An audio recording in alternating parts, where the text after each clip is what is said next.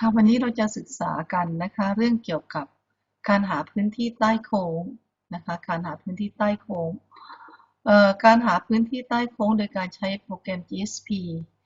นะคะเริ่มต้นถ้าสมมติเราต้องการที่หาพื้นที่ใต้โค้งของกราฟ y เท่ากับ x กำลัง3นะคะเราก็เขียนกราฟของฟังก์ชันใหม่ให้เลือก x นะคะแล้วก็ยกกำลัง3นะคะเราก็จะได้เป็นกราฟของ f(x) แล้วก็ได้เส้นกราฟขึ้นมาเลยนะคะว่าเป็นเจ้าตัว f(x) ตัวนี้ก็คือy เท่ากับ x กำลัง3ทีนี้ถ้าสมมติเราต้องการที่จะหาพื้นที่ใต้โค้งที่มีค่าตั้งแต่ x เท่ากับ0ไปจนถึง x เท่ากับ2นะคะเราก็จะต้องลงจุดก่อนเพราะฉะนั้นเราก็ลงจุด20เนื่องจากจุด00เนี่ยมันมีอยู่แล้วนะคะถ้าเราลงจุด20ก็ไปที่เมนูกราฟแล้วก็ให้เลือกลงจุดนะคะก็ลงจุด20นะคะ20เลือกวาดนะคะจบงานขั้นตอนถัดไปก็ให้เราสร้างพารามิเตอร์ขึ้นมานะคะไปที่กราฟแล้วก็ไปพารามิเตอร์ใหม่พารามิเตอร์ใหม่ก็สมมุติให้เป็น n เท่ากับ30นะคะถ้าหากว่าเราไม่มีการกำหนดพารามิเตอร์ใหม่ไม่มีการกำหนดค่าของตัว n GSP ก็จะไม่สามารถที่จะหาพื้นที่ใต้โค้งได้ ต่อไปนะคะให้เราไปที่เครื่องมือกำหนดเอง แล้วก็เลือก Graphing Toolkit นะคะแล้วก็เลือกตรง Integral Which One Function นะคะเพื่อให้เราไปคลิกเจ้าตัว f(x) แล้วก็ค่า n นะคะแล้วต่อมาเราจะมีจุดติดมา1จุดให้เราวางจุดนี้ลงไปที่จุด00คลิกค้างเอาไว้นะคะแล้วก็ลากมาจนถึงจุด20ตามที่เราต้องการเพราะฉะนั้นเราจะได้พื้นที่ใต้โค้งตัวนี้นะคะเท่ากับ4ตารางหน่วย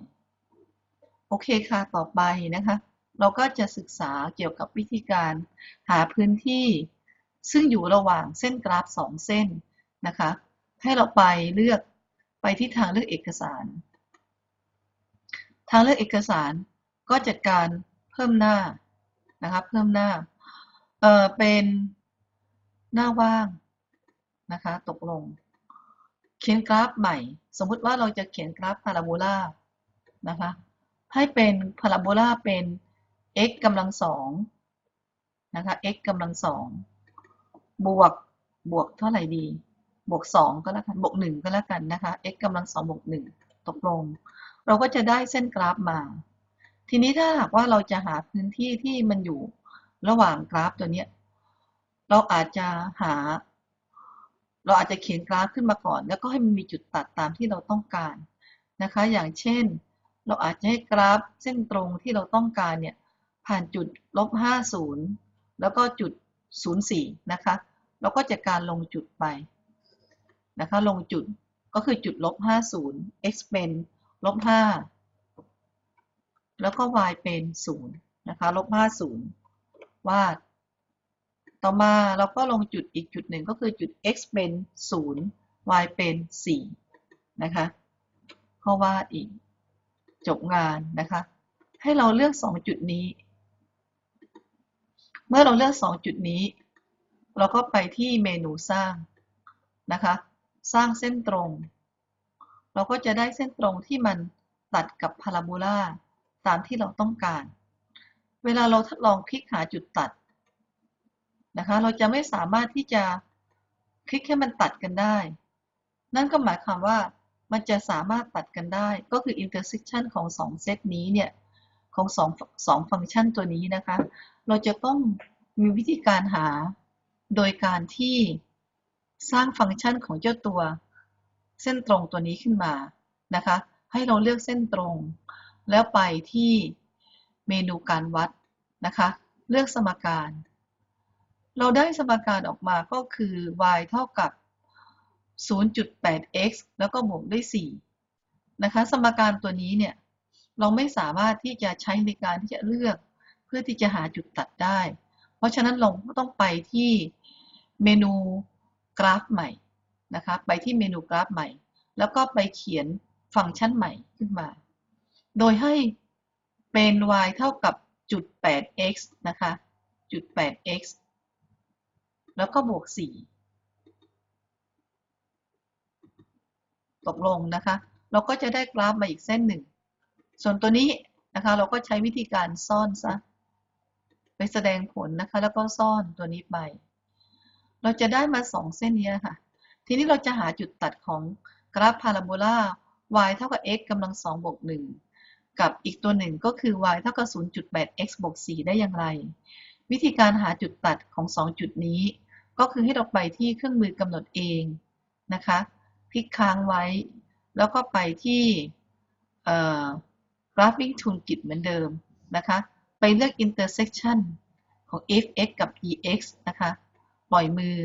เลือก fx แล้วก็เลือก ex นะคะเมื่อเราดึงออกมาให้เราจะมีจุดที่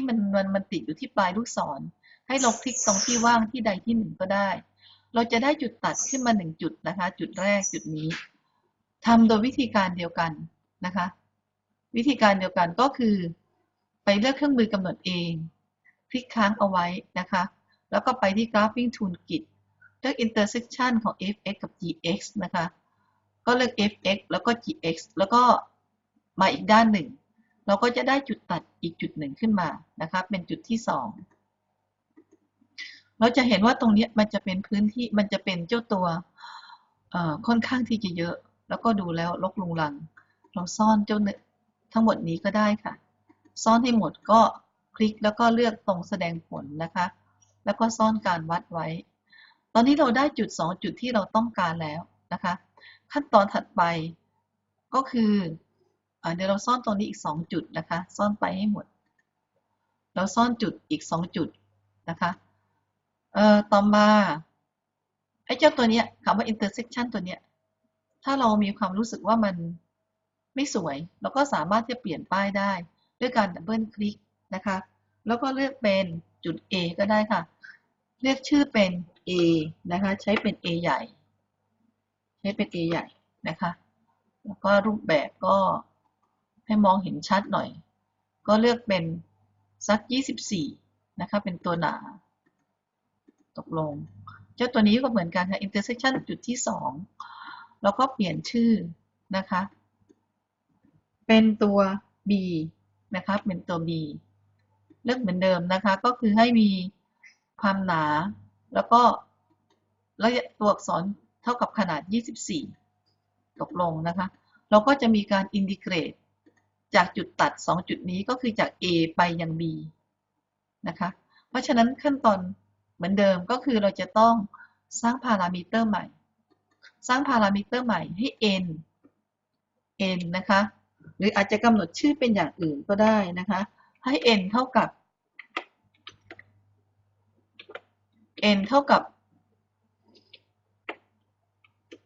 30นะคะ n เท่ากับ30แล้วก็ตกลงนะคะขั้นตอนในการที่เราจะป้ายตัว n เดี๋ยวนะคะขอเปลี่ยนนิดนึงป้ายตัวนี้นะคะแก้เป็นตัว n นะคะตกลงทีนี้เราจะหาพื้นที่ที่มันอยู่ระหว่างโค้งพาราโบลากับเส้นตรงเส้นนี้ไปที่เครื่องมือกำหนดเองค่ะแล้วก็ไปที่ Graphing Toolkit เหมือนเดิมนะคะทีนี้ให้เราเลือก Integral Between Two Function นะคะจากตรงนี้ปล่อยมือนะคะแล้วก็ไปคลิกที่ fx นะคะเราต้องขอโทษค่ะ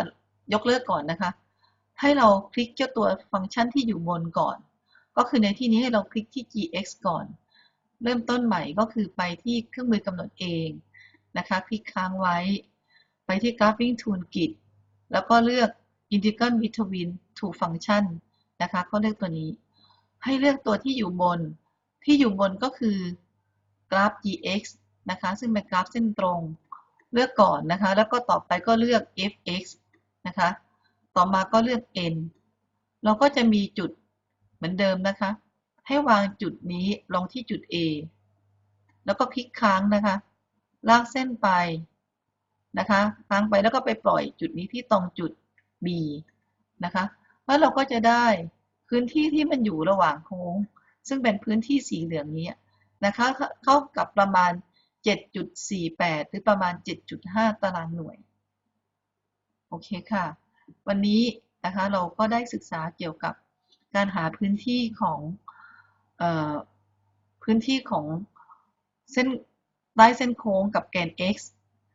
หรือเราอาจจะลองดูอีกสักตัวอย่างหนึ่งก็ได้ค่ะถ้าเป็นพื้นที่ที่อยู่ใต้เส้นโค้งกับแกน x อีกสักตัวหนึ่งเราก็ไปที่ทางเลือกเอกสารนะคะแล้วก็เลือกเพิ่มหน้าเหมือนเดิมนะคะหน้าว่างแล้วก็ตกลงทีนี้เราทดลองสร้างกราฟพาราโบลาขึ้นมานะคะสร้างกราฟพาราโบลาขึ้นมาเป็น x กำลังสอง x กำลังสองบวก2นะคะบวก2ตกลงเราจะได้กราฟพาราโบลาออกมานะคะอย่างนี้ทีนี้ถ้าเราต้องการที่จะหาพื้นที่ใต้โค้งตั้งแต่ x เท่ากับลบ2นะคะไปจนถึง x เท่ากับ3ก็แล้วกันเราก็จะการลงจุดนะคะลงจุดลบ2นะคะ x เป็นลบ2แล้วก็0นะคะลบ2 0ว่าอีกจุดหนึ่งก็คือ x เป็น3แล้วก็ y เป็น0นะคะว่าอีกจุดหนึ่งนะคะเมื่อเราได้2จุดมาแล้วขั้นตอนที่สำคัญก็คือเราจะต้องเลือกค่า n ขึ้นมา